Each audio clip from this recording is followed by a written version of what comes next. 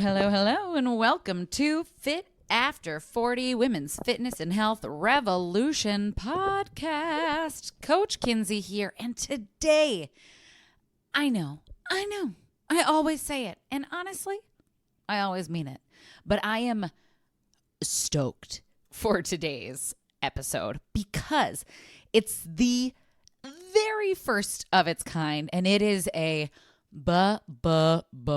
banger. We have not one, but four menopause experts on this webinar. Well, it was a webinar. Now it's a podcast, but we are talking all things menopause. At the beginning of June, I co-hosted this educational webinar with, like I said, four experts called All Things Menopause because, well, we talk all things menopause. And what I love so much about this particular group of women, besides the fact that we all come from different areas of the menopause space, right? So we've got this kid, fitness and metabolism. We've got Sarah Larson, who is a menopause coaching educator, advocate, coach. We've had her on the podcast before. Lindsay Marin, who has a doctorate in nursing and is just an overall badass when it comes to menopause care, especially as it relates to understanding our hormonal transitions. And then we have Dr. Krista Gray, who is a doctor of physical therapy. She is a pelvic floor physical therapist and just an overall incredible advocate, again, for helping women get through the menopause transition, as well as a breast cancer survivor. So she works a lot in the oncology space and offers a very unique perspective there. So we have four very different areas coming all together to talk all things menopause. And the way that we ran this panel was that we asked each other questions. So we got to get into questions that a lot of times women who are in this transition, heading into this transition, or maybe already through this transition, they don't know to ask.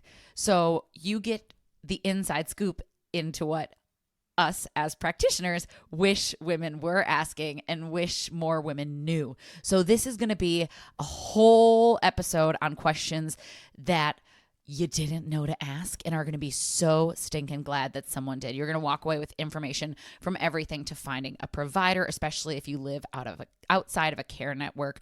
We're going to talk how to get started with fitness, especially if we feel like we don't have a lot of time. We are going to be talking the difference between feeling crazy and the fact that actually, we're not crazy. It's just our hormone. We talk all sorts of everything. So buckle up because this one is massive. Like I said, I've never done anything this extensive on the podcast. It is 100% a menopause masterclass, and I cannot wait for you to walk away feeling empowered, excited to take care of your body, and fueled to ask your own practitioners and providers questions that can help with your unique experience as an N of one woman going through this transition. All right, team, let's dive in. But first, welcome to Fit After 40, the Women's Fitness and Health Revolution podcast. Kinsey here, certified personal trainer and menopause coaching specialist. I've worked with hundreds of clients over the past 12 years and know firsthand how intimidating starting a fitness routine can be, especially in perimenopause. My goal is to teach women in midlife and beyond how to feel strong and confident in their bodies and to help them live the healthy life they deserve, free of pain, heart disease, dementia, frailty, you name it. In this show, you'll get action steps you can take today, backed by the most up-to-date research and thousands of hours of practical in-gym experience. The best time to get started may have been 20 years ago, but the second best time to get started is today. All right. Hello, and welcome to All Things Menopause. First things first, thank you so much for everyone taking the time to show up and learn about how to take care of your amazing bodies. I'm thrilled you're here. I know we're all thrilled you're here. This is the hard part, is getting that information. So this is a major win. And I think I can speak for all the panelists here when I say that we are so stinking proud of you and we are cheering you on. So tonight's panel, surprise, surprise, is going to be all things menopause. We have with us four menopause experts from four different fields, and we are going to cover just all the things. So before we dive in, because We don't need to hear this whole spiel. I'm just going to give you a quick little rundown of what to expect from the evening. First up, we're going to introduce our panelists. We're going to give you a little bit of info about who we are, why the heck we're the ones sitting here talking to you about menopause, and tell you the three things that we are like extra passionate about chatting about. Then we're going to go around round robin, and each panelist is going to take their turn in the hot seat while the other panelist asks them questions. This is maybe going to be specific to questions that we're dying to know. It could be questions that we get a lot from our own clients. Possibly, probably, most likely, it's going to be a little bit of an overlap of both those things. After that round robin, we are going to open it up to you, our amazing viewers, for a Q&A. Please feel free to pop questions into the chat as they come up whenever, and we will answer them at the end. And for those of you who are watching this later, don't worry, we got your questions and we will be answering those too. So without further ado, I'm going to kick it to our panelists so you can learn who we are. Sarah, you want to take it away? I do. Hi, everyone. I'm Sarah Larson. I'm a menopause coach here in the Twin Cities. My deepest passion is making sure women have access to good information and then know what to do with it. So the three things I'm most excited to talk to you about that I picked at least for today, because there's actually a crazy long list that we don't have time for. The first thing that I picked is how to really walk into a menopause appointment feeling ready and prepared. That's one of my favorite things to talk about. It's one of the coaching offers that I have that I help women walk through. And the reason I'm passionate about it is because there is a lot more conversation happening about menopause. We're talking about it more. It's in the ether. It's actually kind of exploding, which I think is wonderful.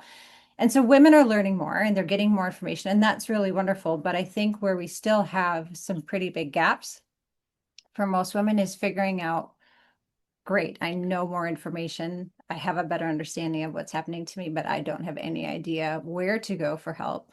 And then once I do find a place to go for help, how do I get into that appointment and make the most of it? Because most of our appointments are what, 7 to 7 minutes. 13 minutes, they're 7 to 7 minutes. short. Yeah. And so, being able to get in and be like, I have all of these things happening in my body and I need someone to understand them. And then not only understand them, but help me walk out feeling like I've been heard and I have a plan. So that's a big piece of one of the things I'm passionate about. The second thing that I'm really passionate about is really debunking the myth that we're supposed to just live with it, because menopause is something women have been going through since the dawn of time. And because of that, we should all just pull ourselves up by our bootstraps and be fine. Now, I think that that message is changing. I do have a deep sense that there is a shift that is happening with that in the positive way. But I also think that we're kind of wired as women to still have a pretty deep value of toughing it out. Like, Oh, yeah. we're just supposed to be able to kind of be stronger than that and not need that much help. And so if we were the tough, strong, amazing women that we perceive ourselves to be, which we are, in fact, there's this expectation, whether it's spoken or unspoken, that we're supposed to just sort of figure it out. And my dream is to get to the point where women really have access to the tools that they need in order to know that not only is that not encouraged or required, but there are really pretty simple things that we can do to offer you simple steps and plans to move into a place where you feel like you have a little bit more control over what's happening to you, and you have a little bit more control because you understand it and know what your next steps are. So that's the second thing that I'm passionate about. And then the last thing that I really love talking about is the difference between common and normal. So a lot of times when we're talking about symptoms and trying to figure out like what in fact is happening to me, what's going on, there's this tendency to say, well, yeah, having hot flashes at the age of 52 is totally normal. And I would prefer if we said, actually, it's just very common, because in the later stages of perimenopause, moving into menopause, yeah, it's super common for women to have hot flashes. But when we call hot flashes normal, then we sort of reinforce that idea that you're supposed to just live with it. So I'm really careful in the language that I use when I'm coaching one-on-one, and also when I'm speaking, to remind women that if there is a symptom or an issue that you're having, whether it's your mood, your whether you're having GSM symptoms, and we'll get more into that later, but whatever it is that you're dealing with, if it's disruptive in any way and it's changing the way that you feel on a daily basis and you are struggling because of it, then it's not normal. It is something that we can address. It's something that we can find help with, and you should not have to in any way, shape, or form suffer through any of it. So those are my 3 big passions. Heck yeah, I love it. All right, Krista, do you want to take it away? Yeah, thanks, Kinsey. My name is Dr. Krista Grace Hitzman. I have my doctorate in physical therapy and specialize in pelvic health. And that includes all populations, men, women, the transgender population, but most of the population I do work with are women, and a lot of women going through menopause because of how that change in estrogen affects so much of your body, especially your pelvic floor and vulva.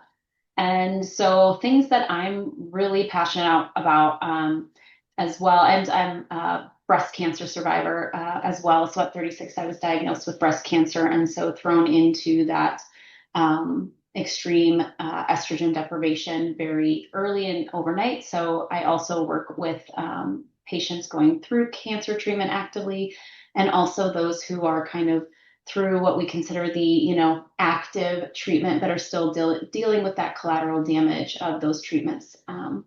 So things that I'm really passionate about is having a conversation with just about every woman, but especially women going through that are starting to see in that perimenopause into menopause stage, but the importance of vaginal estrogen.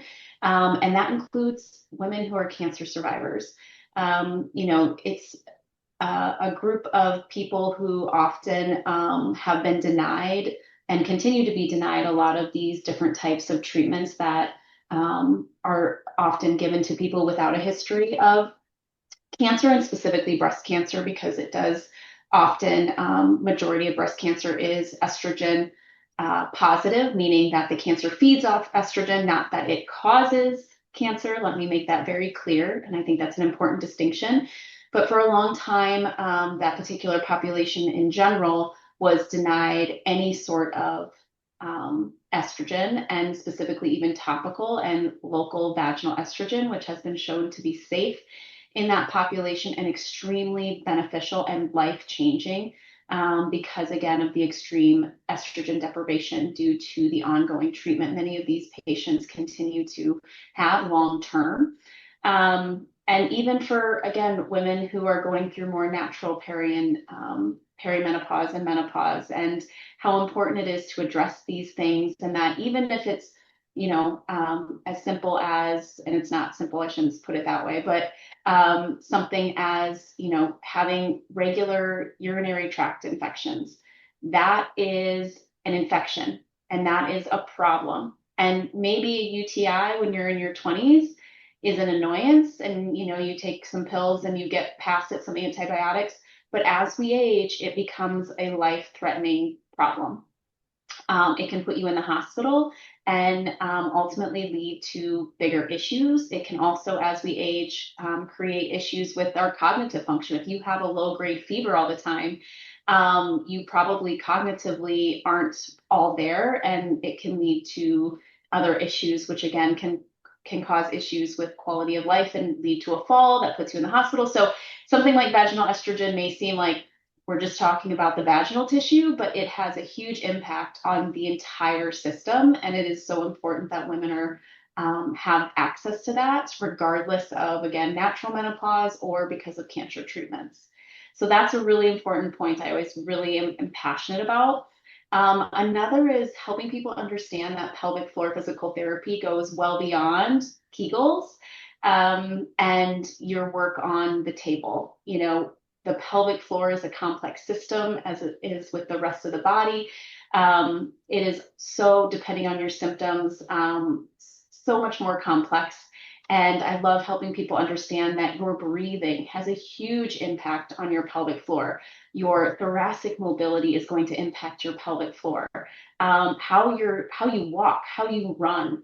is ultimately impacting your pelvic floor and potentially causing issues like leakage and things like that. So when you're working with a qualified and good PT in pelvic health, they should be getting you off the table, because your symptoms rarely happen where you're laying down. So we should be addressing those and creating scenarios when you're to kind of address when you are having those symptoms. So, pelvic floor PT, I think, is having its moment for the pre and postnatal population, which is wonderful. And that population absolutely needs some help and attention, but so does the menopause population. And a lot of times their symptoms start to get worse once they are in menopause because of that estrogen deprivation. So it's important that we look at the whole body as to what might be, causing some of their symptoms.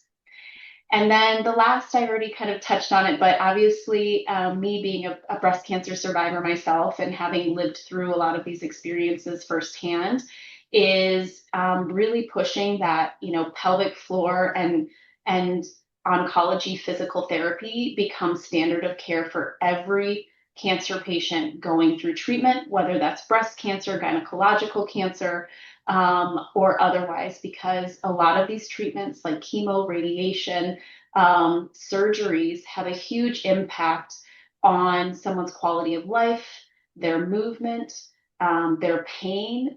Cancer survivors have a much higher rate of chronic pain than the average population. And there's a lot of things that we can do to address this earlier on. So, making sure that they have access to that early on in their treatment is so important. And again, knowing that a lot of these treatments create premature menopause for a lot of this population. So there are things that we can do to help ensure their quality of life is not any more, deteriorated than it may be from some of these challenging treatments that they may have to go through in order to make sure they're still here. So that, I would say, are those three things that I'm particularly passionate about. I love it. Thank you so much. Okay, you guys, this is amazing. I'm just trying to do camera work while doing this. All right, I will introduce me. First of all, I'm so delighted to be here with all three of you. I am just so tickled to know how much everyone who watches and listens to this later is going to walk away with, because you just all are such a wealth of knowledge in your fields, and I'm honored to be among you. I come from the fitness side of things. I'm a menopause coaching specialist. I did not start that way. I made a lot of mistakes early on, especially in my 20s, when I did not understand that our bodies changed. And it wasn't until really feeling my own body shift and starting to work with the population who headed into perimenopause when I realized, A, our bodies change, and that's going to change the way we move, not because we become fragile and we need to move differently necessarily, but because there are other things to take into consideration. The other piece is that I started noticing that a lot of my clients who are in perimenopause, one, I had never heard the word perimenopause, and I was 35, which was just already a problem. Yep. All the experts are like, what? But I hadn't heard the word perimenopause, and that already threw up a red flag to me that something had to shift. And the clients that I was working with, the best advice they could get from their doctor at the time, because a lot of things that would bring them in early on were body comp changes, would be just drop your calories to 1,200. And I did know enough about body comp and health to know that that is not enough food for a toddler. So it sent me on this journey of just learning a bunch about strength training to where I am today. Fast forward, certified menopause coaching specialist, own a gym, Fit After 40. I forgot I had my walking pad over here. So if I trip, it's because I'm excited. And it was built out of necessity because of the three things that I love to talk about. The first of which is how to start strength training the right way. And this is for all populations. I love that fitness is becoming more a part of our Gen Pop culture. The one downside is that we've stopped viewing fitness, exercise specifically, as a skill. So we see something on Instagram and we go, so-and-so is lifting a barbell, even so-and-so is doing like a push-up. So we think, so can I?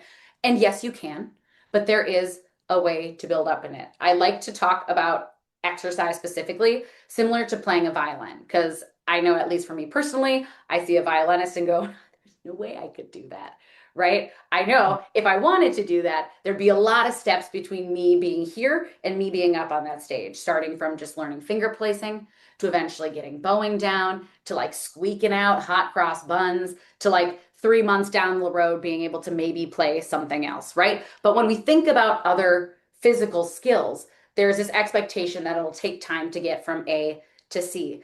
We kind of don't have that built into how we think about fitness. And that's where we start to see a lot of people really start to injure out.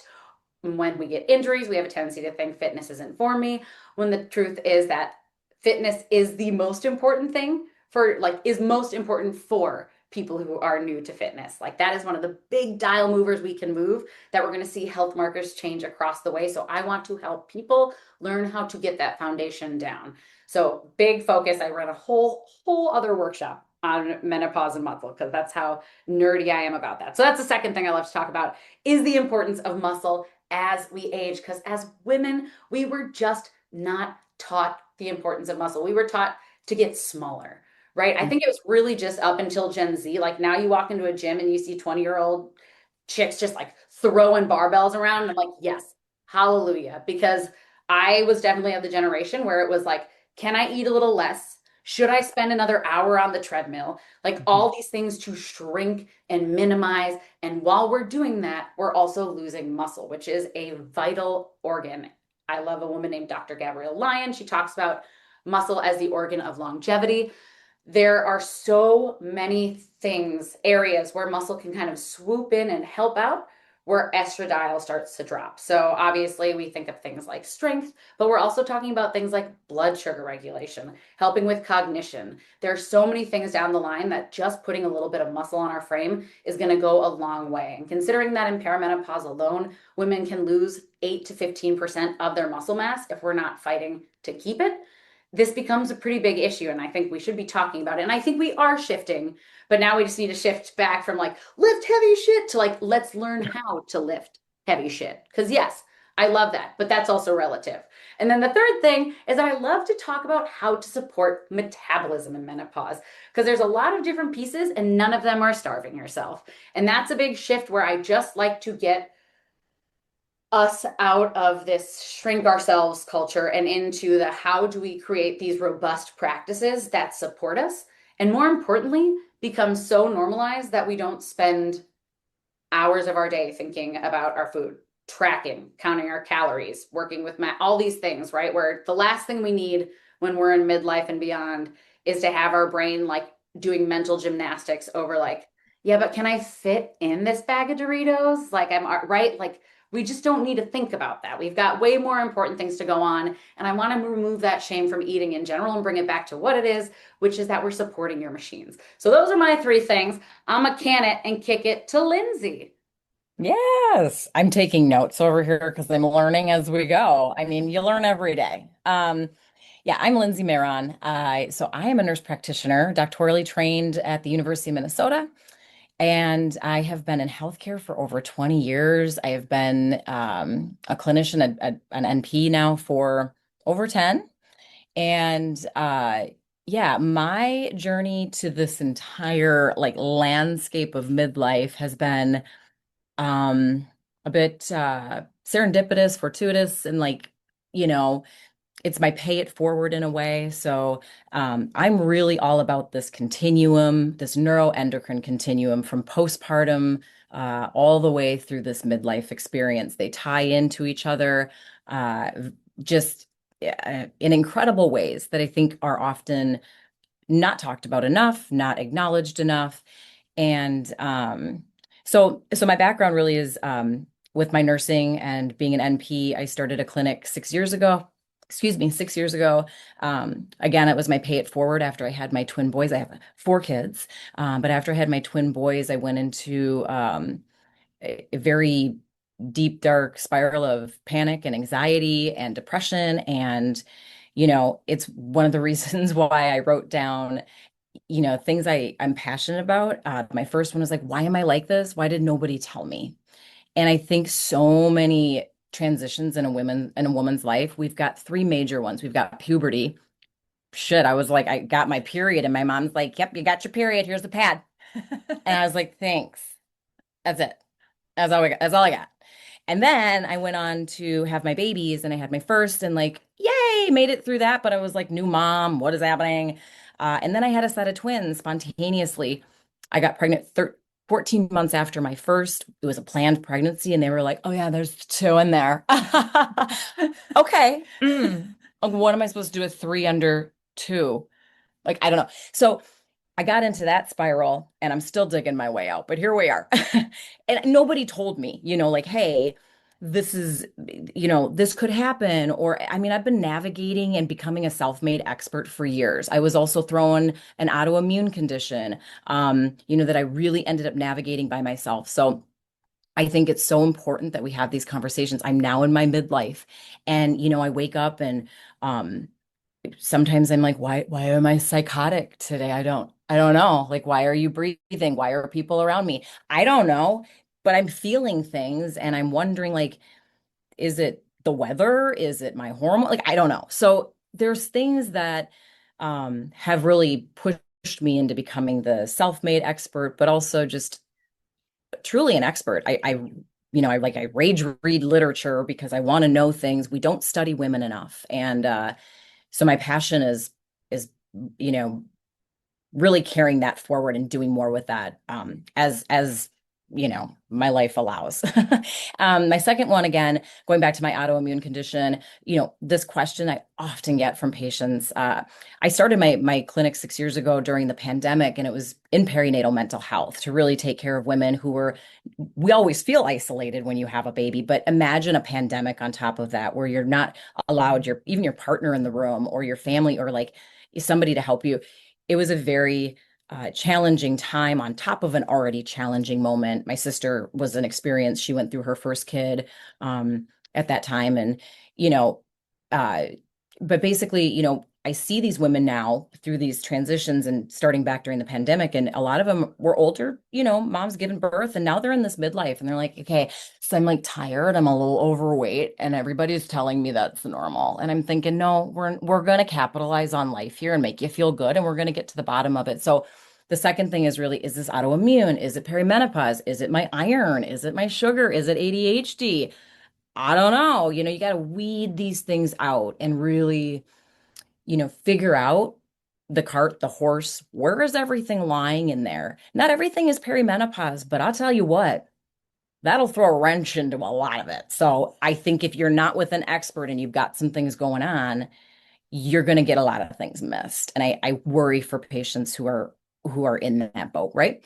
And the last one, and this has been so huge for me. So in my doctoral program, we as doctorally prepared NPs translate the clinical science into practice. So I am taking that research, I'm translating into science. My project, I'm going to toot my own horn here, I did animal assisted therapy for Alzheimer's patients and the behavioral and psychological symptoms of dementia. That my whole mom's side of the family has died of Alzheimer's and complications. And so I did animal assisted therapy. But my point is during that time, we talked about evidence-based medicine, evidence-based practice. Everything was rooted in evidence. Well, I tell you what, ladies, we ain't got the evidence to back up some of the things that we're doing. Okay. And that does not mean it's not good. That does not mean you shouldn't do it. That does not mean you shouldn't consider it or talk about it or acknowledge it. And I always, always, always tell my patients, we run these randomized controlled trials with such a controlled environment, right? And we've got a bell curve and we've got folks sitting under the bell curve. And majority of us are like, yay, we're right here.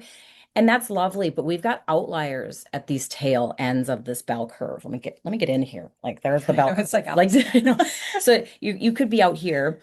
And just because we've run these trials in perfect conditions in real world practice, when we really start, doing this out in sort of this environment that's not controlled, you are truly an N of one. And what I mean by that is you are your own journey, you're your own epigenetics, you're your own history, your own story, and you know how you feel.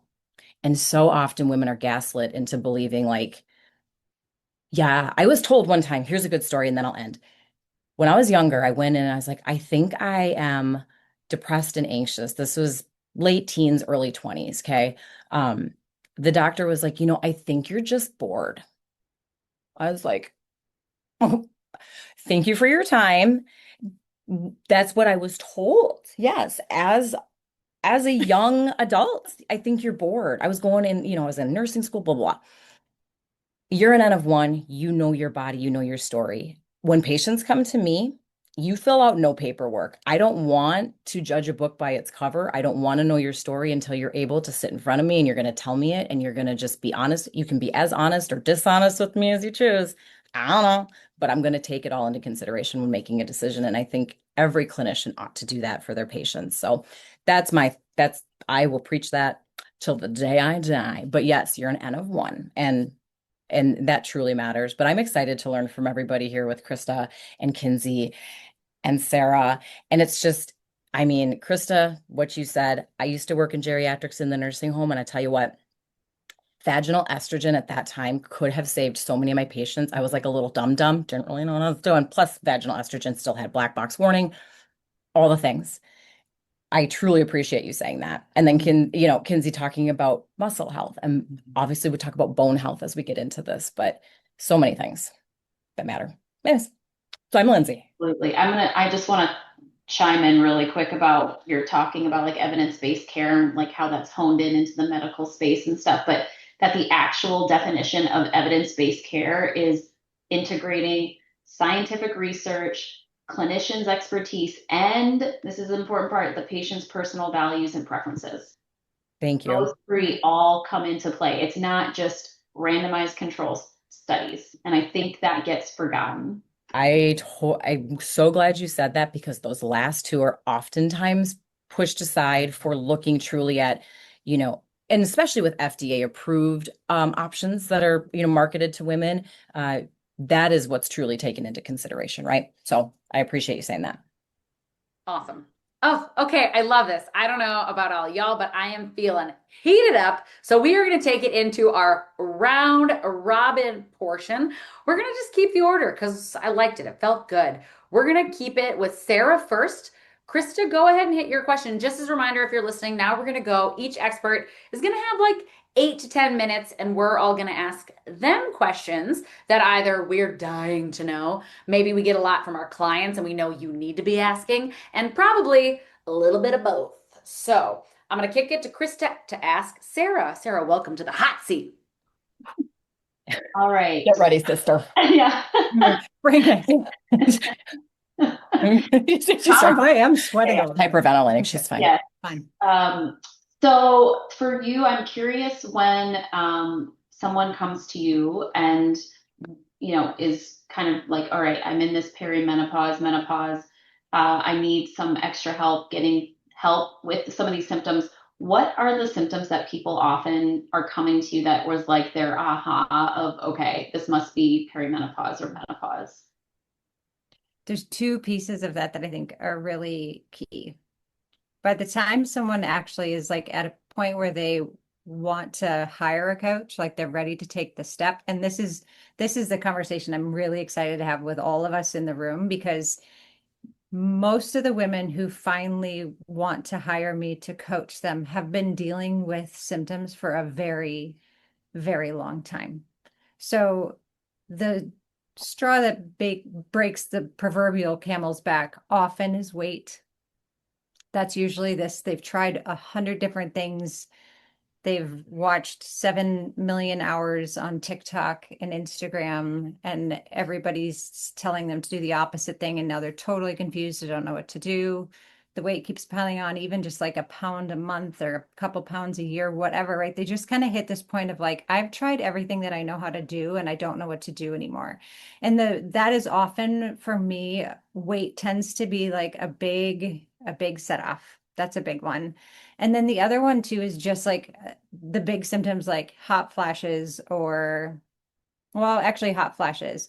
And so I think that's interesting because by the time someone's at the point where they're like, okay, now I'm really, really ready for help, I feel like they're oftentimes anywhere from 1 to 7 years past when I could have started helping them. So the symptoms when I'm speaking, like when I'm educating and I'm in a room and I'm talking to a wide, broad audience of women, what I hear most frequently is that women are saying, it's kind of what Lindsay said, like, what's happening to me? I don't even feel like I recognize myself. It's like these small, subtle mood changes that happen that make us stop and think like, what's wrong? Like there must be something wrong with me. I feel broken. I feel like I'm going a little bit crazy. Those are the Or a lot or a crazy. lot crazy, or just like, yeah, just, oh gosh. Yep. Um, and so I think there's this really, and we know this now. I mean, even 5 years ago when I started coaching, I was, we said that perimenopause started in your 40s. That was kind of the way we talked about it, at least in the audience that I was in. And now we know this is starting for women in their mid 30s.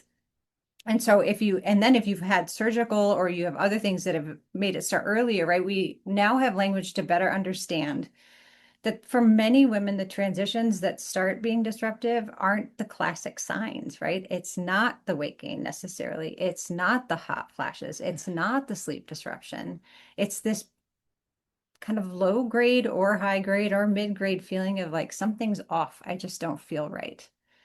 So there's a big gap between, I think, what women start experiencing and start feeling between where that starts and where they end up getting to the point where they're like, okay, now I need somebody to actually come alongside me and help me out. And I think that's true for me as a coach. I hear the same thing from a lot of clinicians who, by the time women get into the office with them, they've, by the time I got into the office with someone who could help me, I was having hot flashes every 45 minutes. I mean, at my worst, I was sweating through my clothes so many times a day. I just carried a backpack of extra clothes around with me because I couldn't function. It was horrible. You're like, Sarah, what's your backpack for? You're like, my water. I mean, Seriously. everywhere. Yes. So I think it's just a helpful, Chris, I love that question because it's a helpful reference point for all of us. What are the things that we tolerate, that we just accept as our lot in life and deal with way longer than we have to? It doesn't have to just be menopause symptoms. It can be a lot of other things in our lives that we are struggling with or frustrated with. And as a coach in particular, because I'm not a clinician, that's the space I dwell in most with women. And I want women to start. I just wish we could find some way for women to give themselves permission to really understand that not only do they deserve to feel good, but they deserve to use whatever tools, resources, money, time to get there. So I have a question then to add on to that. Why don't your client, or what happens between them sort of being fed up with it? Have they tried seeing people, like, or what is stopping them from going to see a provider? Like where's the line in the, why aren't they going to see people, or have they been just like gaslit out of believing something's wrong with them? Like what's the well, I think many of them have gone to the doctor and even just their GP and asked questions. And so again, this is like this complex combination of things. Like they go in and they're like, well, I just kind of feel weird. And the doctor might ask some questions and they're like, well, I don't know, I'm fine. I don't know. I'm just probably just off. I need to sleep more.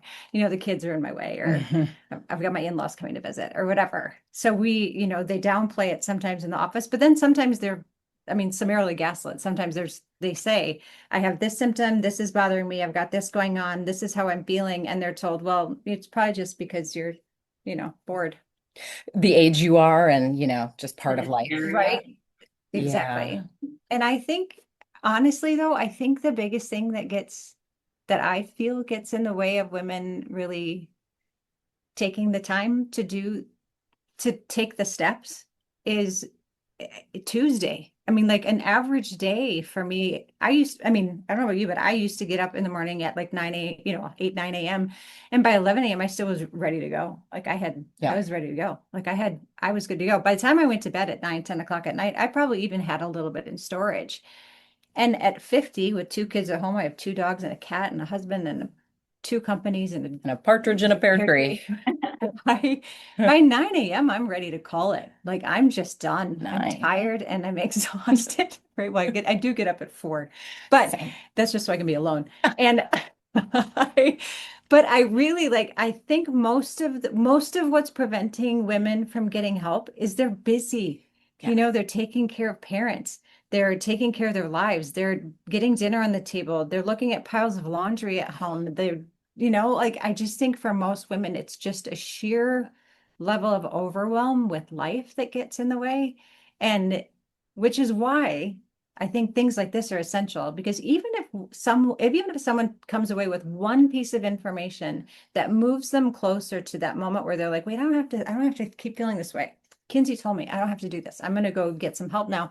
Whatever it is, like please don't feel like you have to remember everything that we're saying. Like snag the thing that grabs you and hold on to it for dear life and know that there are people like us here who are willing and ready when that moment shows up and you want to move. Love it. Okay, my turn. I'm gonna ask you a question. Also, I love that you said that because I feel like I've shared this with you before where anytime I tell people that it starts as early as 35, people are like, you're just trying to sell something. I'm like, I wish that was the case. Wow. I You're I just wish trying to sell I yeah. was, but in fact, we are running out of viable follicles. And it just reminds me all the things we don't know about women's health. Like it got me thinking about like when I found out there are signs of a women's heart attack that's so different that are Right. like low back pain, fatigue. You I'm ask like, you ask any woman what they think they're going to die from. If you took a group of women, they would say breast cancer. And the number one killer for women is heart disease. Exactly. and And nobody, we don't even know that. No one told me. and we No still one told describe women's symptoms as this. Yep. abnormal, even though they are the same for anyway. Point is, I'm so glad we're here, just debunking one little thing at a time, sharing some info. So my question, because side railed, I work with a lot of people online, women who don't have access to care really in general. Like they just kind of live in the country, they live away from like their closest hospital is an hour away, let alone like, is there a menopause certified provider there? Probably not. Probably not. What would you say are some options that are available to them, or are they just like totally SOL? No, I mean, that is one of the things that I mean, please may we never have a pandemic again, but it did shift telehealth in a major way, and access to telehealth started to really shift in a pretty profound way. There are way more clinicians in general who are offering telehealth care, but there are a couple of big ones that are very accessible and do take insurance. MIDI Health is one of the ones that is in all 50 states and does take insurance. Alloy, ALLOY is another one. And then Genev, GENNEV.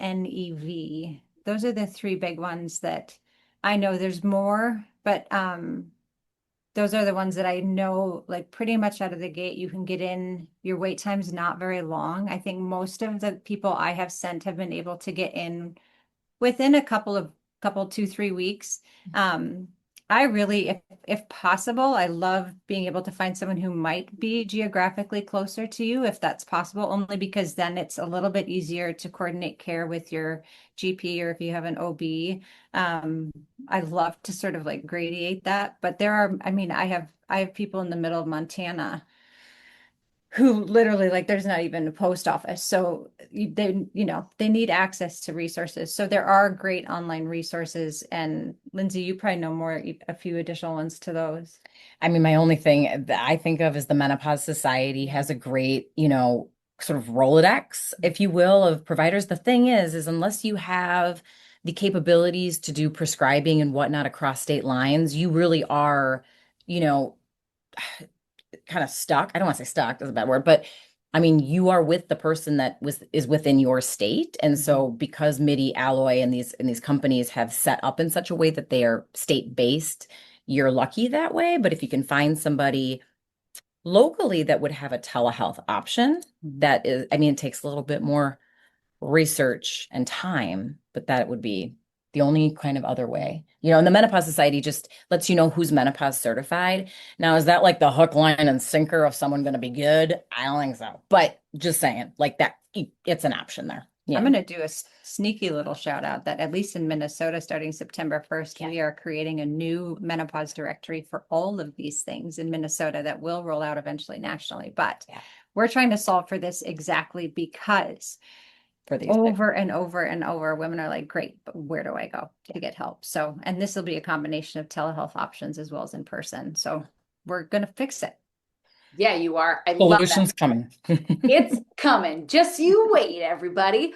Lindsay, you snuck one in, but do you I want another did. question from Sarah? Do you feel like you understand everything she's got to offer? You know, I know it all now, so I think I'm really good. Like I'm totally good. No, well, I think I feel good. I was more just concerned with like, what are the reasons why women aren't, sort of assuming care, but it makes sense. We're a sandwich Yeah. generation of aging parents, young kids, and a lot of women in this time frame, I'll add on, are, really working at the peak of their careers. Yep. They've worked their way up, they're sitting in a C-suite. They may be, is somewhere where they just don't have the time, the bandwidth, all the things. So, yeah, I think the one thing I think you should highlight though, menopause coaches are not, I mean, it is a need. It's a huge Huge need. need. Are you an N of one? I'm close. That's my No, question. I'm not Okay. quite. It is interesting. Like when I started 5 years ago, when I started coaching, I was able to find like a handful of other coaches nationally. It has become more of a prevalent reality, That's but good. I think that's good. My practice is unique because I'm so focused on this connection, trying to bridge this gap between women's experiences and making sure that they're getting evidence-based care and resources. So I really focus in that space, but like I have a friend who's a coach and she does a lot of EFT stuff for women who aren't candidates for hormone therapy just to deal with disturbing symptoms. And I think what's beautiful in the coaching space is because we're not clinicians, we have this totally different level of time to talk to you and to get really in the weeds with you about not just what your symptoms are, but how are you doing? Like, because this is a long game, right? Yes, it is. Perimenopause is not a one and done quick fix solution reality. It's something that many women navigate anywhere from 2 to 15 years. And that's a lot of your life to be trying to figure out what's next. And even in my own experience, I figure something out and it works for a while. And then, sorry, that's my dogs. And then life happens and I have to pivot. And then I've got to figure it all out again. And I'm lucky enough to have the tools. Sorry. I'm lucky enough to have the tools in my toolkit to manage stuff, but sorry, disruptive dogs. Oh, God, Lord. They're still here. Oh, someone's mouth. Okay, here we go. I'm lucky enough that I have the tools and toolkit, but for so many women, there also is this point of just like, well, I thought I did this already and I'm exhausted. I don't want to have to do this again. And coaching, we can come in, right? Like I can work with you for 3 months and I don't have to see you again for 3 years and you can bop back in with me. And so I think even just having an understanding that there is this like, it takes sort of a long view. And Kinsey, I think this is so important too with the training piece. When women say, well, how do I start training? I'm like, start training now for the things you want to do 2 years from now, not the stuff you want to do 6 weeks from now, but what do you want to be able to do 2 years, 5 years, and 15 years down the road? Because that's what you're strength training for. It is all a long game. Mhm. That's true. My favorite quote I've heard was the best time to start was 20 years ago, but the second best time to start is today. And with that, Dr. Krista, thank you so much, Sarah. That was super helpful. I know we got a ton out of that, and there will be information for how you can find all of us. So get yourself a menopause coach. I got you one. It's Sarah. Dr. Krista, take it away. Sarah, you got the first question. I do. Okay. So you have you have a powerful story and thank you because I've had the time I've had a chance to listen to a little bit of it and understand it, but you went through medically induced menopause young and were forced into this pretty intense experience, not only having to navigate cancer, but having to navigate the repercussions of that for a long time afterward. What is the thing that you can help us better understand about what it means to think about care as we look at navigating whether it's acute or something like perimenopause? What can you help us better understand, particularly about a care team and why having more than just one person in our corner is so essential? Yeah, thank you for such a thoughtful question. Are you, just to be clear, are you asking specifically from the more cancer perspective, or just in general when someone is going through menopause, and the importance of it takes a village kind of mindset? Honestly, I'm curious about both. I think that there is a huge gap in the kind of care women get post-cancer. And it's not adequate. And I don't think the resources are offered I don't think there's a lot of really good care that's happening, especially with some of the hormonal stuff after cancer treatment. So I am curious to have you talk about that specifically because I think it's very pervasive. But I also think in doing so, you're going to share a little bit more about like the broader scope. Yeah, absolutely. So, it is a unique kind of group, a niche, and I realize it doesn't affect, the broader population of women who will go through menopause naturally. But the reality is cancer rates are rising in young people. But good news is, are the survivorship numbers. So, while, we have to be mindful and pay attention to symptoms. So people are also living longer, which is fantastic. So I always want to make sure I spin it in a positive way as much as possible. But yes, the treatment, and this is, I'll speak specifically to breast cancer because that's the most common cancer for women.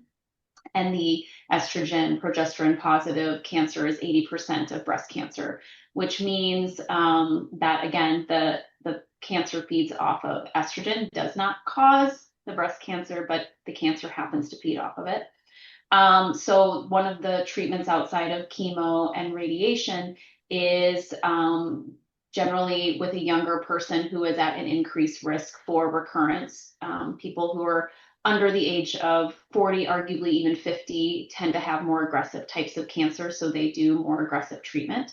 And one of them is that ovarian suppression with its Zoladex or Lupron is often what's used, which is often what they use actually for IVF, but it's because it stimulates the ovarian follicles initially before it, basically dumps off entirely that estradiol.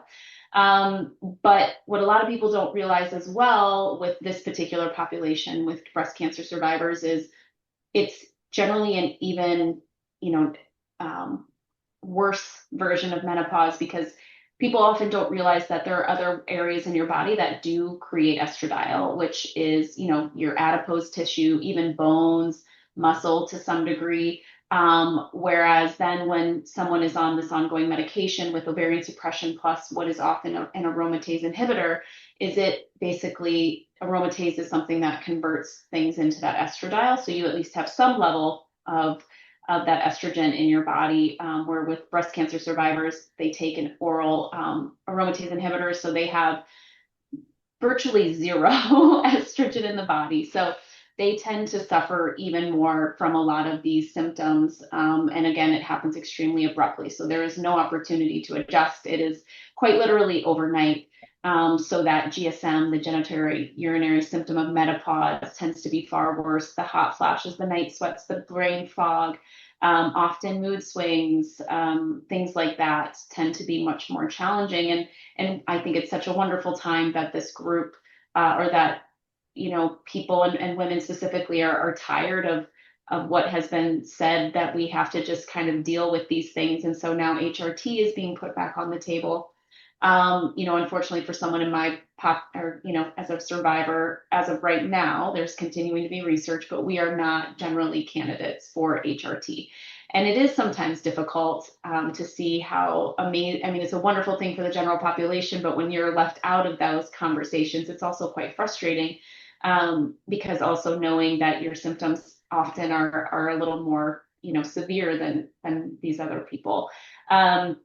But I think that that's where, there are, having to do more. And it's oftentimes challenging for someone in cancer treatment because you're being thrown into so many things, especially early on in the treatment, so much information, and it's so overwhelming. And so you do truly have to kind of sometimes pick and choose what is important to you in those moments. And I think sometimes in the medical community, they might bring something up once, and especially earlier on in treatment, and it might not in the moment be a priority, and you're just like, whatever, I'm just literally trying to survive. So you don't think about it again. And then I think often what happens is because these these appointments after you hopefully become cancer free are, more spaced out. And so you get maybe quarterly check-ins, that then become maybe annual check-ins. And these symptoms then often get overlooked. And so by then it's like someone's been, really struggling with this and will often go off their meds because they are just so tired of these symptoms. And of course that can, increase the risk of recurrence. So, with having, opportunities, and this is where I often talk with medical providers about their ability to check in about these things regularly, have these conversations more than once, because it takes time for these things to sink in. And you also are at such different points in this journey that your bandwidth often changes and what's important to you changes. And that's where, this is where I'll plug as a pelvic health or just a physical therapist. And one in particular that I, work out of network is I see my patients every week, and I have the luxury of an hour every week with most of my patients, at least for, a point of time. So I know what's going on with their symptoms on a regular basis, how things are changing, what's a priority, what's going on in their personal life, what's their relationship like with their partner, and the effects that a lot of these cancer treatments can have on that.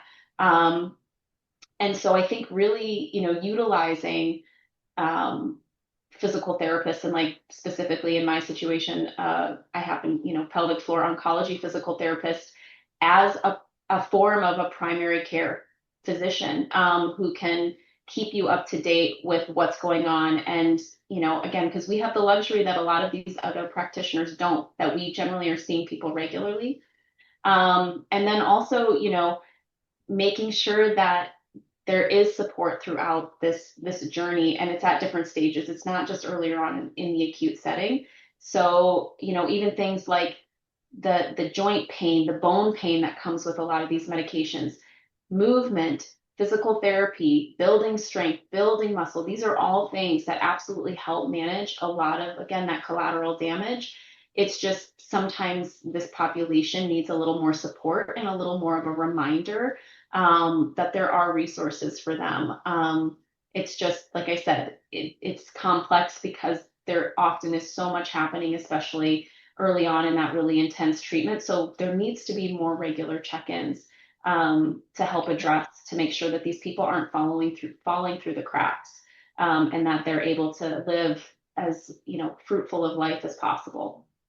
Can I ask you a question in that same vein? So, Of course. with your own experience and a lot of the conversations I've had with patients who have had breast cancer, or have seen patients with breast cancer, the oncologists are truly focused on fixing the cancer, right? So they're there to figure out the right dosing, the right medicines. How often are we going to do this? How long are we doing this for?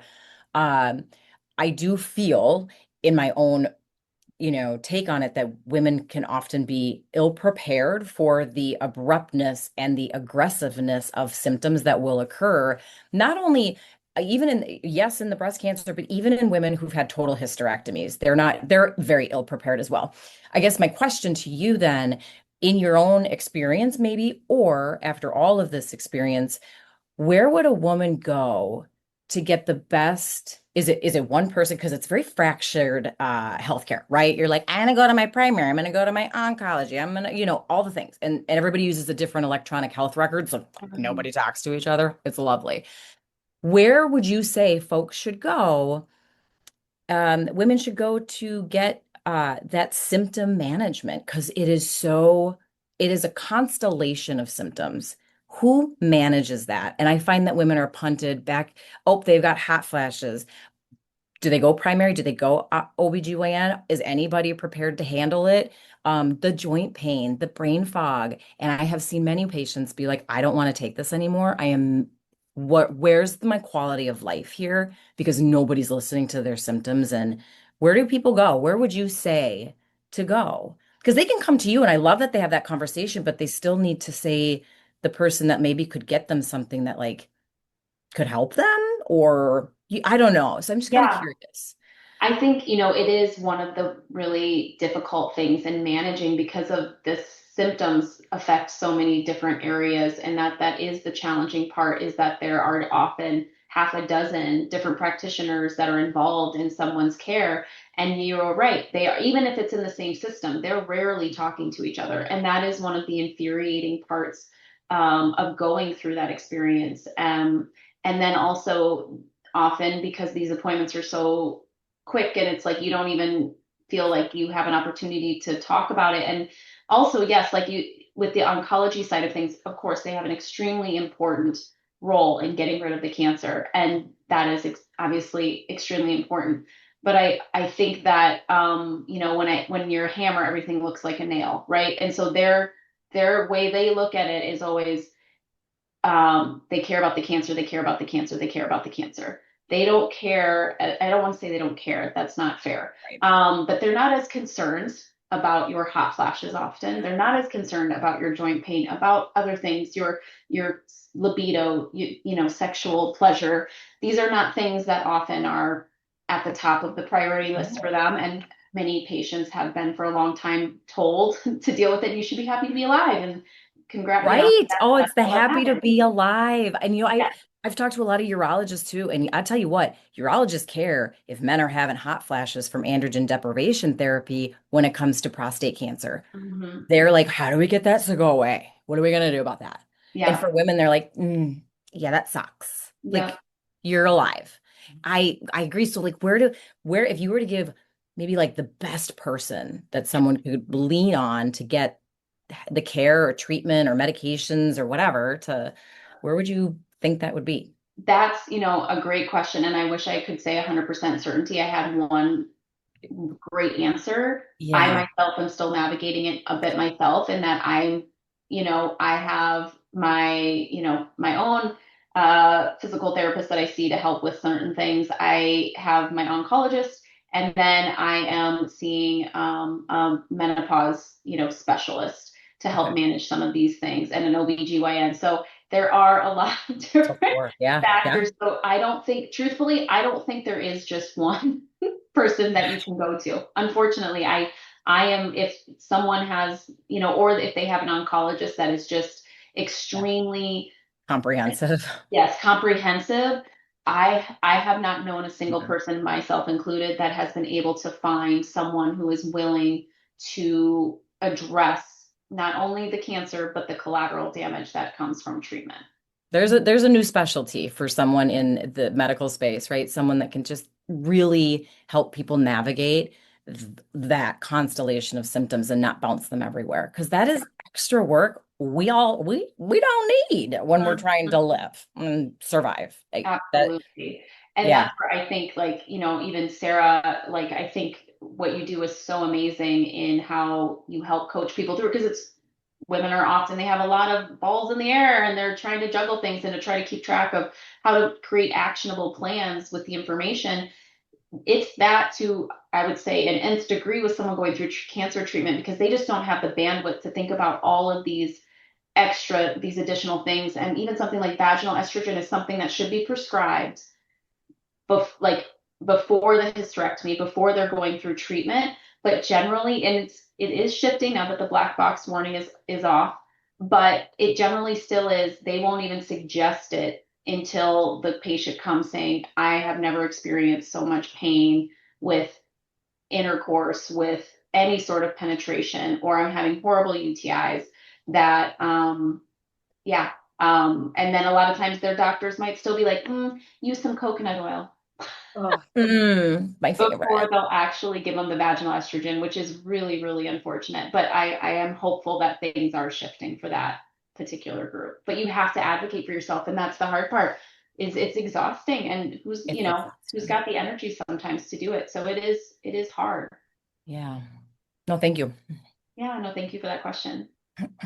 Krista, I'm so pumped you're here, and I'm so grateful because I know I'm sure there are so many patients who work with you who are feel so seen in a way that is hard to feel if you haven't gone through something yourself. So just being able to really feel seen in their eyes of someone, because it's one of those things that as someone listening, like that sounds impossibly heavy, knowing that I have no idea even where to begin feeling it. So the fact that you can have that empathy for your patients is such a gift in itself. Because even just having someone listen on a regular day being like, I just want to cry, and someone being like, that's okay. Like that feels so much like I'm just like, oh, suddenly everything feels a little easier. So to have something that big and just be able to have that experience and just that your presence alone, but you're a real gift. And I am going to selfishly pivot because I've been hearing about vaginal estrogen for a long time. And like for a friend, she wants to get on it as soon as humanly possible when the time comes. So like one, is that something we have to go through a doctor for? What are some like things we can bring up to like sort of speed it along? Is it like, is there are what are some suggestions or like is it over the counter? Are there contraindications? Like just sort of a little bit of more information on that.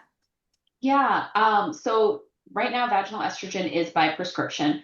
I do think, and Lindsay, you might be able to weigh in. I think that that is going to maybe shift a little bit in the next, I don't know, I think even in 5 years that there will be some version that might turn into over the counter. I could be wrong, but just with the push. But you do have to go through a provider, PCP, OBGYN, to get a prescription. And there are different versions. There's the cream. I am a fan of the cream because you can apply it externally to the vulvar area, the clitoris, all of these areas that have tons of estrogen receptors and really love estrogen. So when it is depleted, that area is not happy as well as the vaginal canal. There's the tablet. So Uvifem is this tiny little tablet that you insert, little less messy. But the challenge with that is you don't get the external application, which is really important for the health of the vulvar tissue. And then there is the Nuva ring, which is an insert. And it's like a little plastic ring that, you can insert and can stay, I think it's for 30 days. So it's great that there's different options for people. Choose your own adventure. But I do like personally the cream, or at least even partnering with like the tablet or the ring and then still having the cream just for a little external application, because that's so important. And then if for any reason there are some people who are very sensitive to creams, and I will say the prescription cream does have parabens in it, which I'm like, why? If we don't want it in our hair, probably don't want it in our vagina. I don't know. I just like, There's but also baby powder in it. No, yeah, just yeah, kidding. right, exactly. So, but Just kidding. you can do, if you go to a compound pharmacy and you ask your doctor for a compound prescription, they can actually create a vaginal cream without some of these things. So for patients, often will suggest if they've tried regular cream or they already know they're ultra sensitive and maybe have MCAS, like mast cell activation issues, that maybe doing the compound option is better for them, for sure, so they don't have any potential reaction to it. But generally, majority of the population won't have any problem with that. Another quick plug I'll make, for if for any reason you just don't feel comfortable using vaginal estrogen or hormones of any kind, to each their own, we all need options. Hyaluronic acid vaginal moisturizers have been shown to be, when used enough and effectively, and I think Bonafide has a new type that's like extra, like twice the dose of hyaluronic acid, the same stuff we put on our face to help with the wrinkles and all of that. That if you use that every day has been shown to be just as effective as vaginal estrogen. So in that scenario, that can be a great option for people who just don't feel good about taking vaginal estrogen or using vaginal estrogen for any reason. That's awesome. Okay, I love that. A little on your face and a little down I was below. literally going to say, I had a client who was like, I've started putting my vaginal estrogen on my elbow because I get we're both like, joint wait, pain. pivot. A pivot, got you. Because she gets joint pain there. She's just like, I don't know. Like, I just figured I'd put it right to the source, and I don't know if it's placebo or not, but she's like, I got a little extra, so I tried it, and I was like, all right, sister. Like I said, I'm looking to get on it as quick as I'm ready for it. Okay, thank you so much. It my turn. Okay. Let's see. Who's asking me? Sarah. Me. Fire away. So as we all know, when you go on TikTok, everything's real. Of course. All truth-based. It's all TikTok truth-based. science. It has That to is your randomized control journalistic trial. integrity. Okay, so there's so much peer-reviewed articles. There's so much misinformation and there's so much confusing information that isn't necessarily bad information, but and you touched on this early on, but it's like timed poorly in its delivery, right? Most of what we see when we go online is a snippet of a piece of information. And so I think the perfect example that I encounter very frequently is this idea, like you have to lift heavy shit, right? We have to lift heavy in menopause. And having even had conversations with the woman who coined that, I know that she's not blatantly saying everyone should just go start lifting heavy stuff, right? There's so much confusing stuff. There's so much misinformation. How do you help women untangle from that so that they know and have a sense of like, where do I start? I love that question. And I'm sure every single person on this panel has some version of this, which is that it's a huge question. And part of it is just like giving yourself permission to let it not be like a 30-day cleanse, right? Let it be something that unravels over time. So with all the noise, because if you ask, I think it was, I was talking to a woman recently, and she's like, I went to a menopause workshop and they were saying that I need to strength train 2 to 3 times a week. I need to do 150 minutes of zone 2 cardio. I have to like all these things. She started listing all of these things and she's like, so I just don't know if I'm going to do any of it. It kind of made me think exactly of what you were saying. Like, what's the number one barrier? Like, we tired, right? So a lot of times with all of this care for most humans, right? We hear it and we're like, I'm so overwhelmed that maybe I'm just going to do nothing. So my very first thing I tell people is like, choose one little thing that feels 9 out of 10 doable and let that be okay. So like for most people, walking is a great place to start, right? Because they're just not moving. Like the average American is getting 3,000 to 4,000 steps. The fact that we can lower all cause morbidity by 30 to 40% just by getting those steps up to 8,000 daily, that's a pretty good place to start. Like, and I'm not even saying go from 3,000 to 8,000. I'm like, go from 3,000 to like 350 to 450. Like, make it as doable as possible. The next part people love, hate to hear is that if there is a lot of confusion, if you're worried about injury, if you're worried about wasting your time, etc., it's worth investing in a coach. Doesn't have to be a lifetime.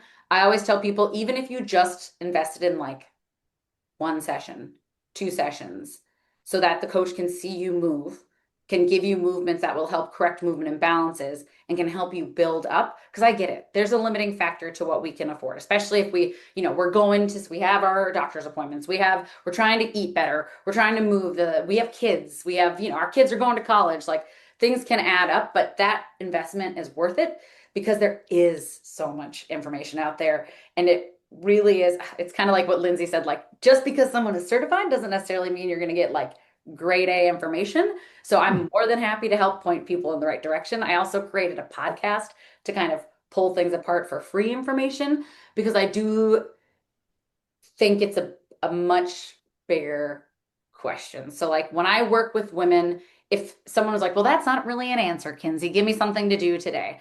I'd say, first, just be aware of how much you're moving. So first step, just kind of move a little bit more throughout your day. Then prioritize muscle because if we're moving, we're doing a lot for our cardiovascular health. The biggest issue is that we've just gone from an external world where we moved all the time to now this world where we're at work all the time, we're sitting, we're driving, we're hanging out on the couch watching Netflix. Like we're just constantly in one shape, not moving. And so our whole system just kind of follows suit. And that's where we see that degradation. So that would be my first thing. Then prioritize muscle because that's something like I mentioned before that we start to lose and that becomes a really big ally when we're going through health. I love that Krista mentioned it. There's so many benefits for muscle, not just the fact that we look swole and amazing. Just kidding. I've been trying for a long time and it's not happening. It's not easy to get big, ladies. But the point there, wow, I took myself on a tangent, is that having muscle on our frame very simply means that we are fighting the frailty paradigm.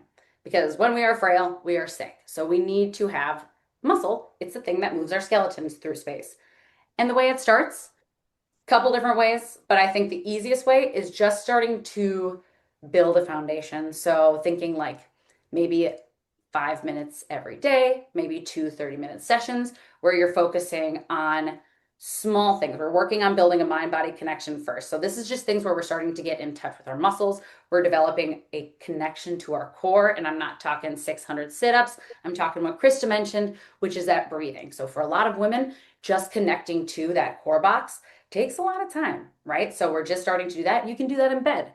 Once you're there, doing things that are gentle, body weight, things where you can maybe watch yourself. I like to say film yourself. That can be a good way to watch form. And like I said, there are a lot of really good online coaches who are a little bit less expensive, but find you one who will watch your videos so they can give form cues. Because really starting out, core, nailing your form, and adding some sort of balancing practice will take you a really long way. Because if your body's going from lifting nothing to lifting your own body, that's a step up. That's progressive overload. You just want to make sure that you're doing it with that good form. So again, like those would be the three things I'd prioritize. True core foundation. So hit up Krista. Then we're working on foundation of movement, which I will not get into today because it's a long time. And then we're talking balance because that's something too that we start to lose. Fall prevention, but also helps with muscle imbalances. So even just like brushing your teeth, your one tooth with your one leg up, brushing your teeth, holding a single One leg tooth balance. that's left because your teeth fall out during menopause. Exactly. A And I thing. think the other easy one, because this is, like I said, I could talk forever, is if it feels bad, stop. If it feels bad, stop. If it hurts your back, if it hurts Just your keep knees, going. just push through it, ladies. You got this. If it feels bad, knock it off, right? Because if it feels bad, it's our body going, You like whoa, whoa, injuries? whoa. Keep You it like up. you like to stop moving? Wonderful, right? Because the best way to stop moving is to injure ourselves. So listen to your body. Yeah. I hope that gave you like a little bit of help. I kind of went on a whole tangent. All good. Krista, Yes, thank you. So on in that kind of caveat, it might, or in that area, it may overlap a little bit, but I'm curious for you, what you find is the biggest barrier for women to start their strength training journey. I love My it. children. I was My children. There it is. And honestly, man, there are a couple, and that's a big one. The first one I was going to say literally is kind of cheating because I'm piggybacking on Sarah. I've got you in the corner. That's why I'm pointing to you. Is that partially we're exhausted, but how that shows up in my objection is that I don't have time. I'm too busy. Where could I possibly put movement in? I am booked from the second I wake up. And then when I fall asleep, someone's crawling into bed with me. And it's maybe my husband who kicks and snores. Maybe it's my kid who, right? Like we never have an alone time. And I mean, if we're just, even if we're by ourselves, we're in bed with our thoughts spinning, right? There's never an empty moment. They don't leave me alone either. Seriously, right? Try to get me to nap. So it makes sense that if especially the older we get, the more into our own routine we get. So it becomes really hard to conceptualize the fact that we might have time hidden.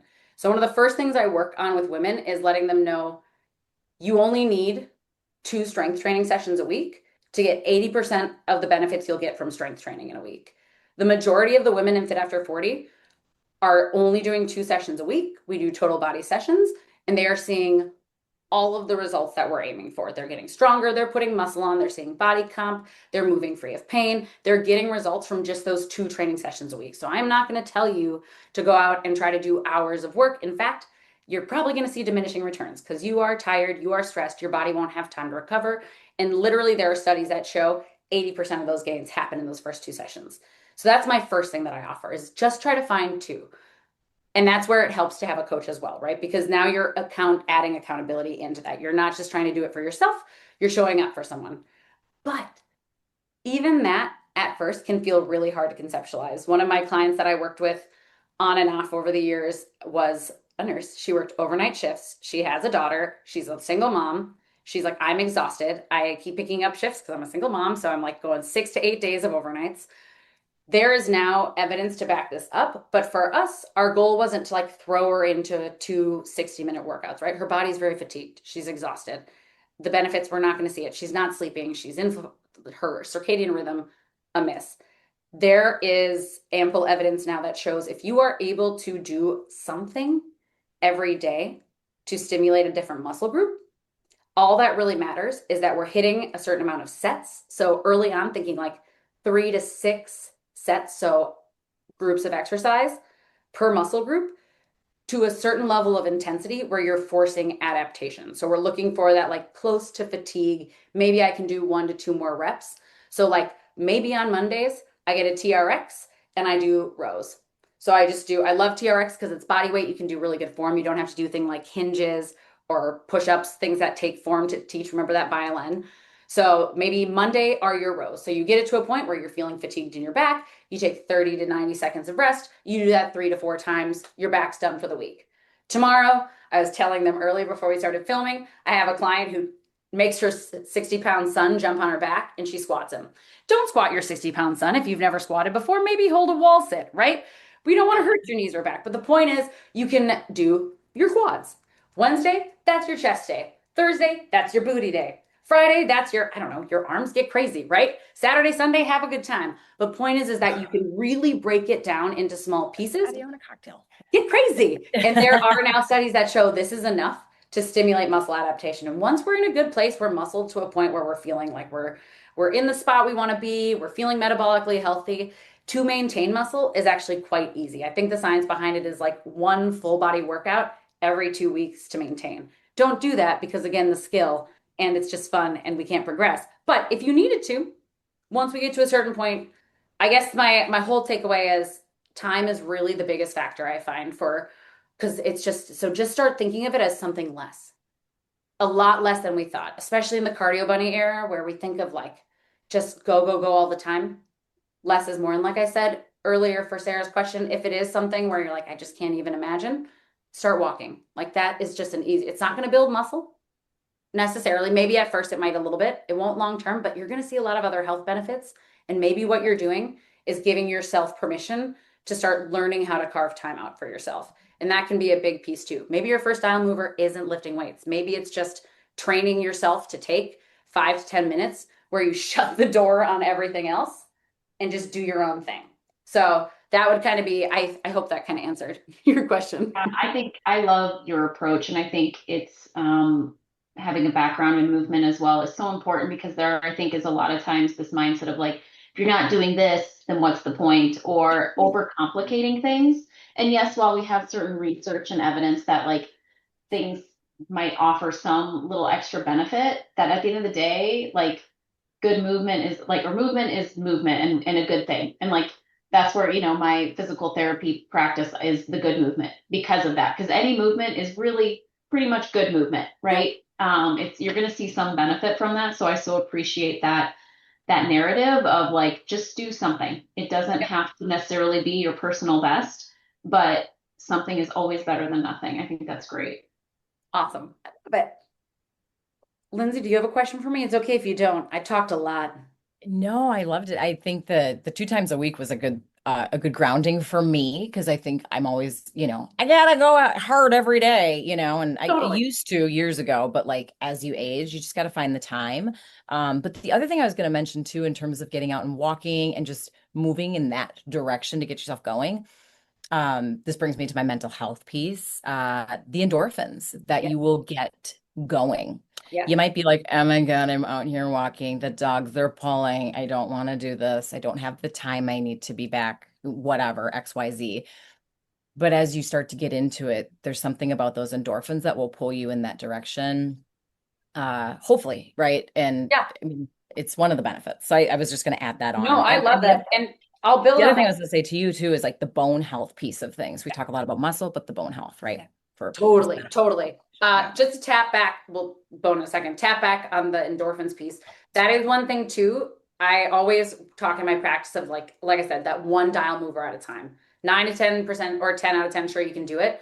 Because what I found over the last 12 years that I've been doing this, almost without fail, when someone can really dial it in sustainably, it's hard not to have the snowball effect. So like it might just start with 2 times a week, but then it gets to like, okay, well now I kind of want to like support my body. So like what should I think about like eating? Like I'm still kind of feeling crappy. Like should I like see a doctor about my gut? So like it's not all at once, right? But like over time, you start Snowball. to snowball into this like greater health picture. And then yes, the last thing I'll say with bone, and then I'll kick it to you, Lindsay, is resistance training is one of the best ways to build bone because your muscle's literally pulling on the lever of the bone.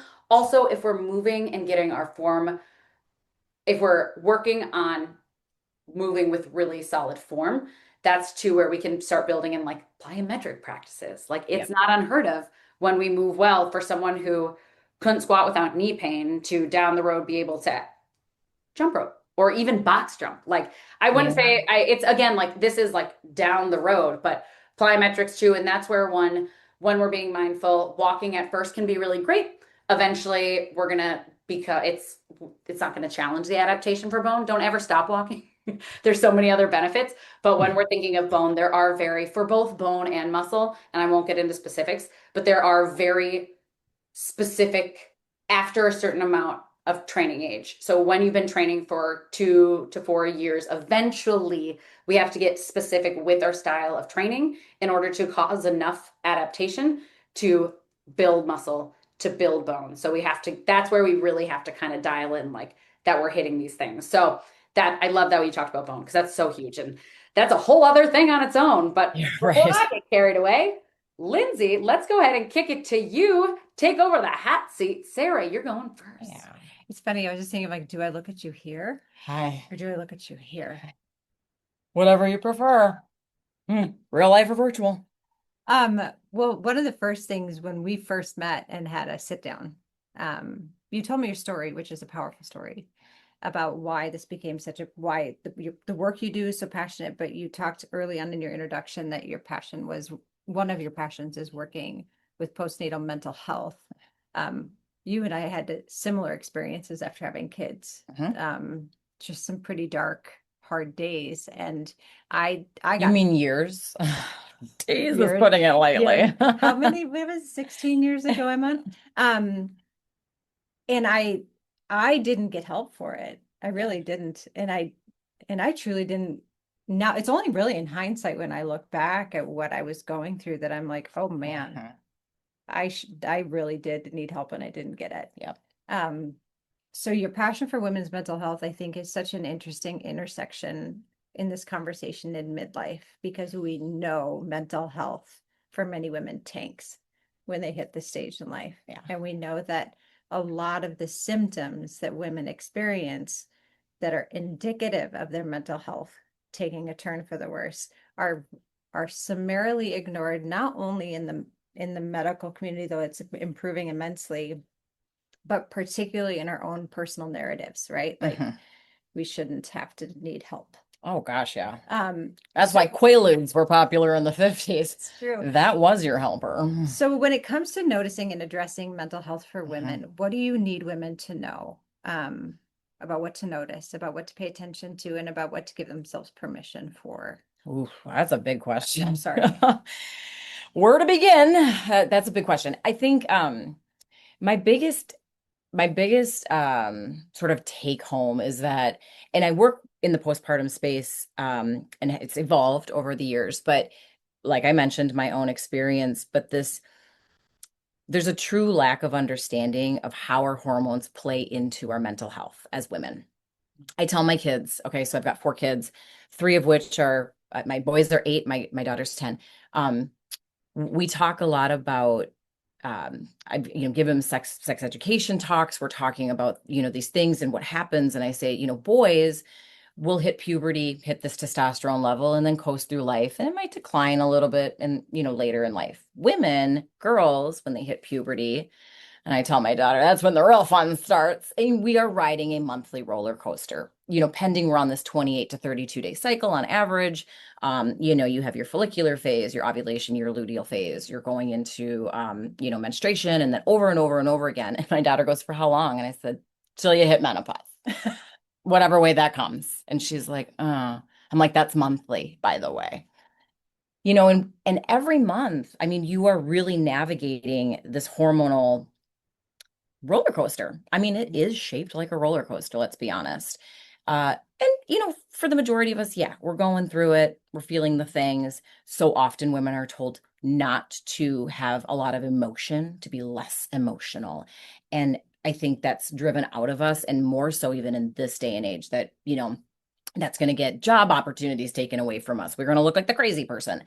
But as you get into this postpartum period, even through all of our entire lifespan, honestly, there's just such a misunderstanding of what is really truly going on from a neuroendocrine standpoint, what is going on in our brains from, the hormone changes, especially after having a baby, when your progesterone and all of its substrates are at its all-time high at the end of pregnancy, and you have this precipitous fall once you have baby that sort of, I always say, it kind of unmasks this vulnerable population of women. Those women can have a whole host of, nuanced experiences postpartum.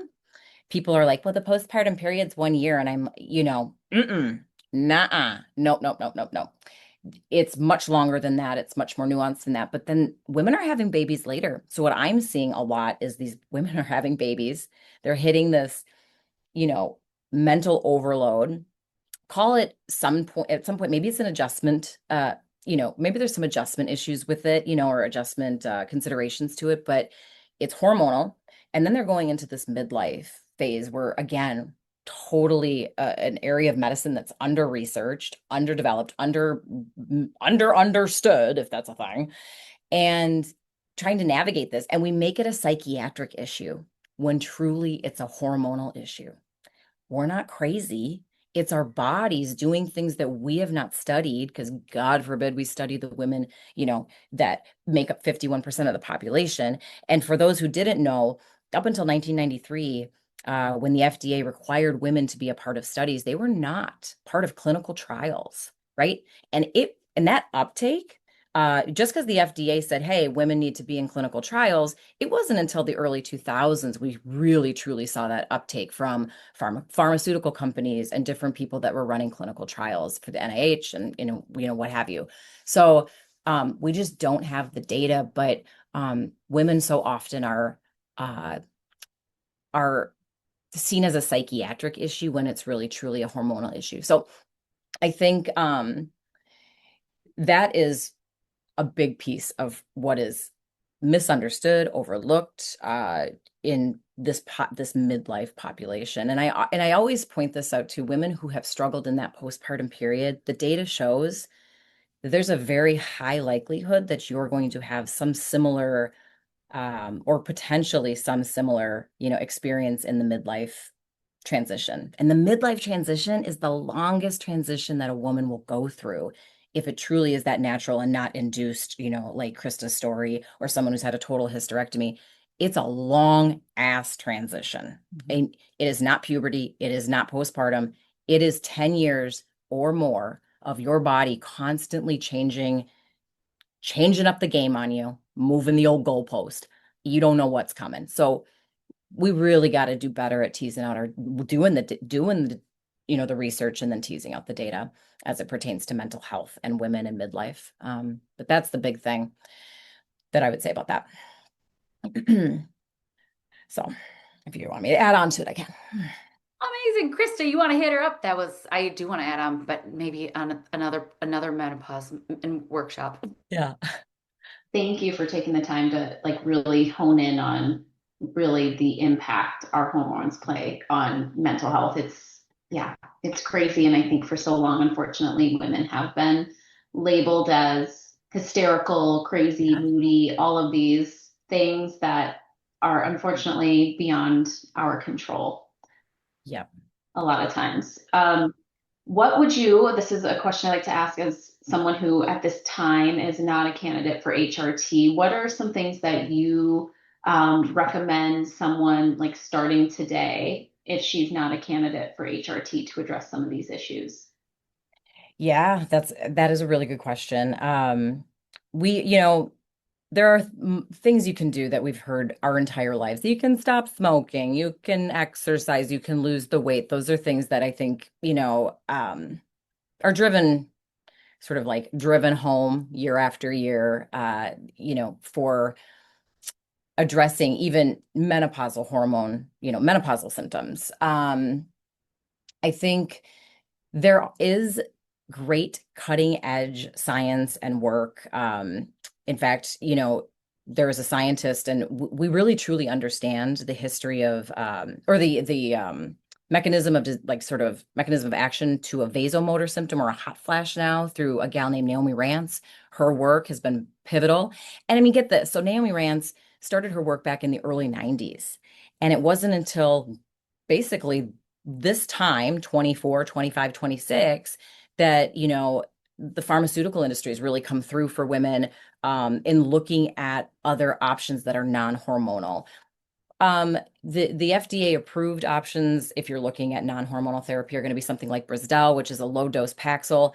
I'm not going to lie, I don't Paxil wouldn't give it to my dog, but hey, whatever. You know, I'm just here to say that. The options aren't great. And then there's, you know, there's gabapentin. There are things that are used completely off label. Um, but we understand the science behind vasomotor symptoms because of Naomi Rance's work and these candy neurons that are in the hypothalamus within our brain.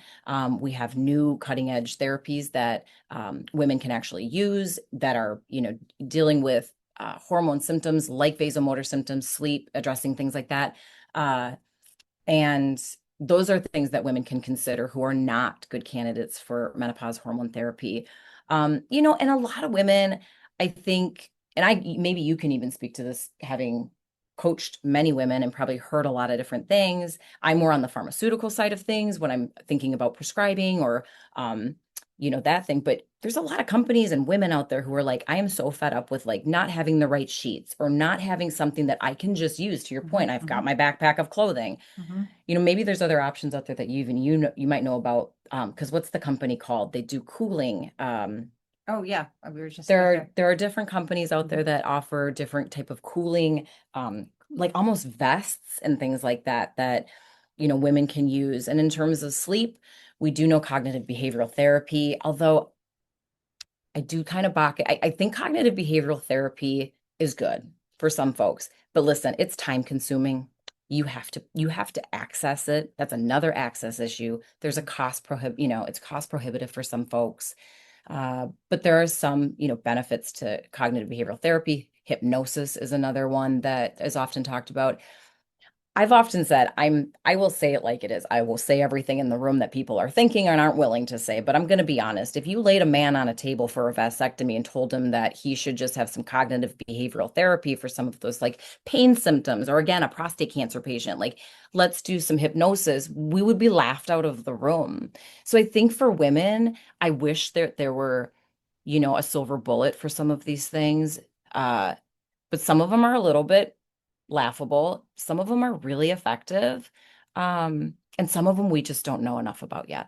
So I don't know if that answers your question, but as we get together and have these conversations and progress women's health, you know, hopefully in my daughters, I have two girls, like my daughter's lifetime, I would like to see that they don't have these same, you know, needs, that they're met, that they're talked about, that they're acknowledged, that they're addressed without becoming some self-made expert in the process.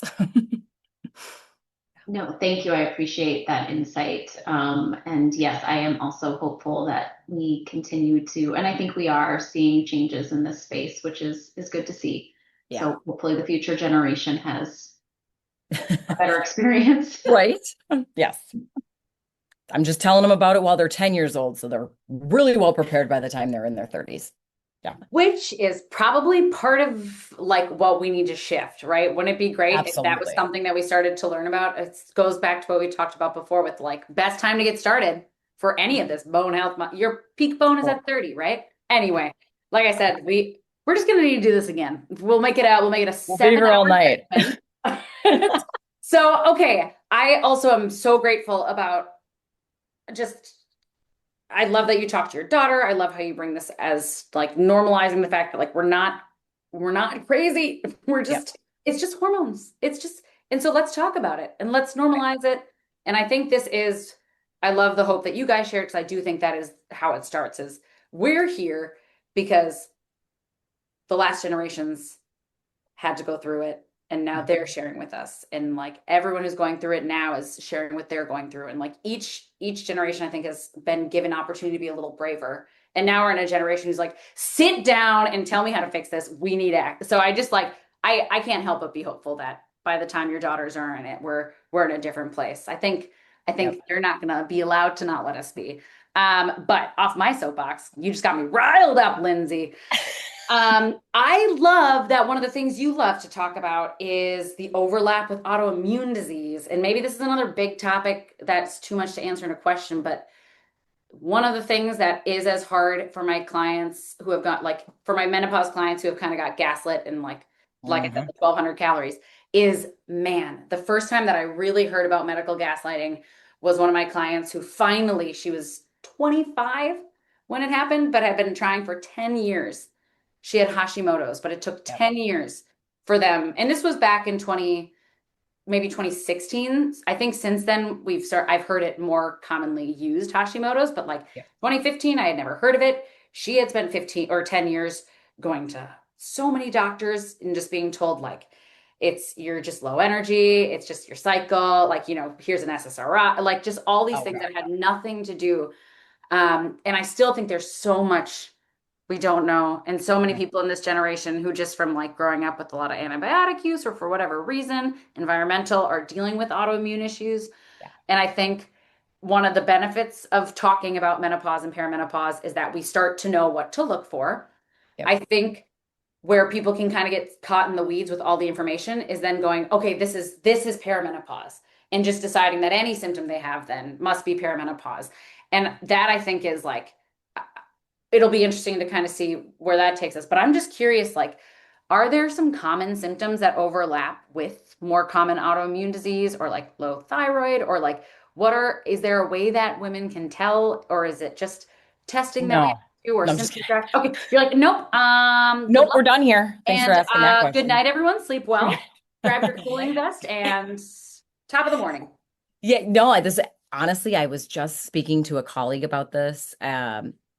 Hashimoto's is the autoimmune uh, version disease for the thyroid, right? So we have hypothyroidism, you have subclinical hypothyroidism, you just have like thyroidism. No, I'm just kidding. But you have Hashimoto's, which is the autoimmune condition. This is where your body is just attacking the thyroid. It doesn't like the thyroid anymore, so it's just going to see it, it's just going to attack it. Some folks can have a very severe form of autoimmune Hashimoto's. Some can be a bit more mild. Regardless, many of the symptoms will overlap. The most common time for a woman to be diagnosed would be about a year after having a child. Usually it's their first child, but it's about a year after that sort of again unmasks itself. A lovely journey of just being a woman. And women are more often afflicted, if you will, with thyroid disease and quite frankly, autoimmune diseases. So those who have an autoimmune condition have higher likelihood of having another one. So rheumatoid arthritis. Now I'm going to blank because it's late in the day, but there's other ones. But more likely to have another one. And what I will tell people, so uh, Hashimoto's autoimmune or thyroiditis, a thyroid that's not functioning appropriately can often be missed. We base our diagnoses or the initial screening off of something called the thyroid stimulating hormone, the TSH. Oftentimes, it's the only number that's looked at. It is given a very wide set of numbers that they'll be like, oh my gosh, you're out of 5. You're totally fine. You're not fine. You're probably tired. You're probably feeling fat, ugly, low. You're just not feeling good about yourself. But they're telling you it's normal. It's like the meme where the person's like, and they're like, my labs are normal. I'm totally good. I'm going home. I think we the medical community in general needs to do a better job of screening women, screening people in general for this thyroid disease, right?